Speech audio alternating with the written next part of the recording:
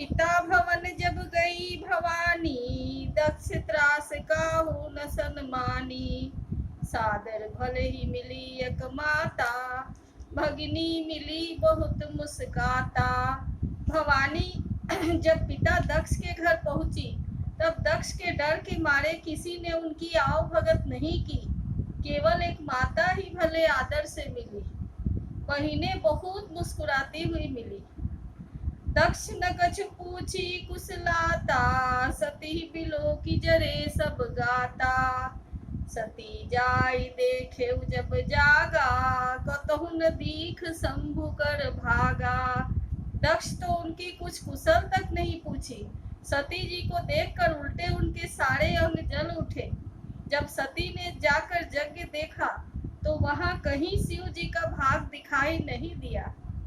तब चित चढ़ेऊ जो शंकर कहेऊ, प्रभु अपमान समुझि उर दहेऊ। पाछिल दुख न हृदय अस व्यापा, जस यस भयऊ महापरितापा। तब शिव जी ने जो कहा था वह उनकी समझ में आया। स्वामी का अपमान समझकर सती का हृदय जल उठा। पिछला मतलब पति परित्याग का जो दुख उनके हृदय में उतना नहीं व्यापा था, जितना महान दुख इस समय पति अपमान के कारण उनको हुआ। यद्यपि जग दारुण दुख नाना, सबते कठिन जाति अवमाना। समुझि सो सती भयउ अति क्रोधा, बहुविधि जननी कीन्ह प्रबोधा। यद्यपि जगत में अनेक प्रकार के दारुण दुख है, तथापि जाति अपमान सबसे बढ़कर कठिन है। यह समझकर सती जी को बड़ा क्रोध आया। माता ने उन्हें बहुत प्रकार से समझाया बुझाया। शिव अपमान न जाई सही, हृदय न होई प्रबोध। सकल सबई हटी हटकी तब, बोली वचन सक्रोध। परंतु उसे शिव जी का अपमान सहा नहीं गया। इससे उनके हृदय में कुछ भी प्रबोध नहीं हुआ।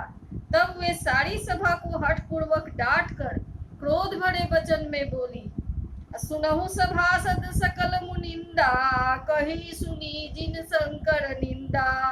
सो फल तुरत लहब सब काहू, भली भांति पछिताब पिताहू। हे सभासदों और सब मुनीश्वरों, सुनो, जिन लोगों ने शिव जी की निंदा की या सुनी है, उन सबको उसका फल तुरंत ही मिलेगा, और मेरे पिता दक्ष भी भली भांति पछताएंगे।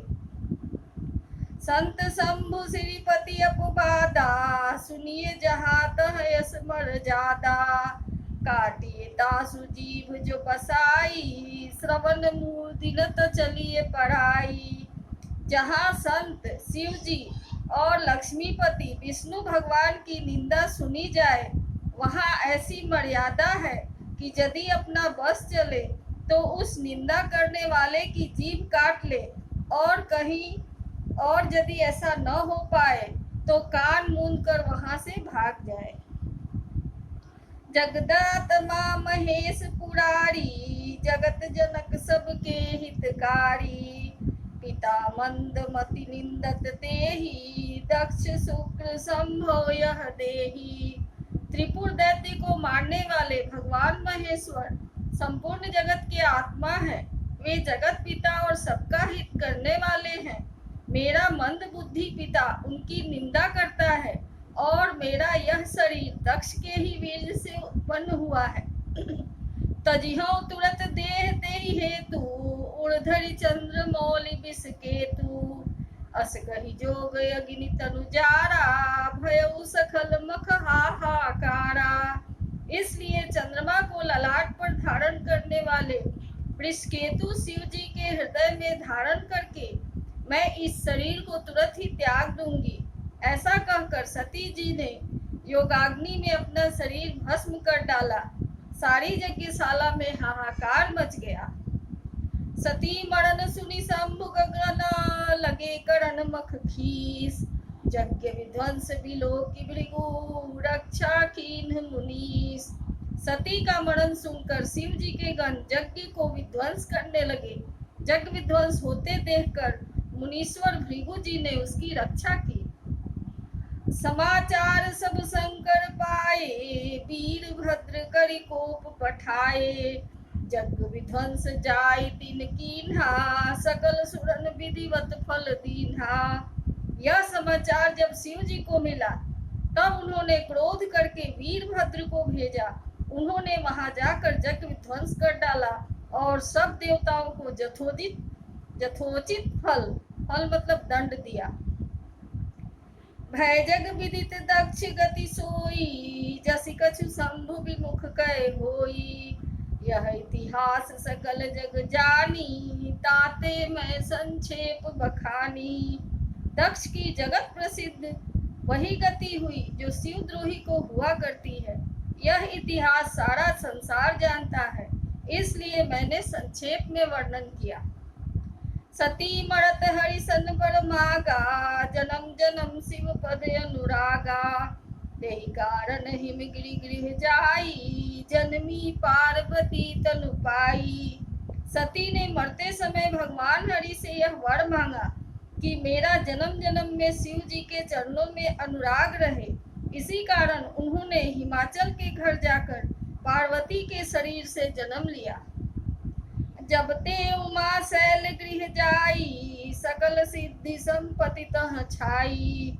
जहाँ तह मुनि सुआश्रम कीन्हे, उचित बास हिम भूधर दीन्हे। जब से उमा जी हिमाचल के घर में जन्मी तब से वहाँ सारी सिद्धियां और संपत्तियां छा गई। मुनियों ने जहाँ तहाँ सुंदर आश्रम बना लिए और हिमाचल ने उनको उचित स्थान दिए। सदा सुमन फल सहित सब, द्रुमनो नाना जाति। प्रगति सुंदर शैल पर, मनिया कर बहु भांति। उस सुंदर पर्वत पर बहुत प्रकार के सब नए नए वृक्ष तथा पुष्प फल युक्त हो गए और वहाँ बहुत तरह की मणियों की खाने प्रकट हो गई। सरिता सब पुनीत जल बहही, खग मृग मधुप सुफी सब लहही। सहज बयरु सब जीवन त्यागा, गिरि पर सकल करही अनुरागा।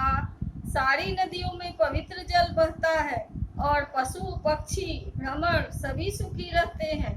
सब जीवों ने अपना स्वाभाविक बैर छोड़ दिया और पर्वत पर सभी परस्पर प्रेम करते हैं। सोह शैल गिरिजा गृह आए, जिमि जनु राम भगति के पाए।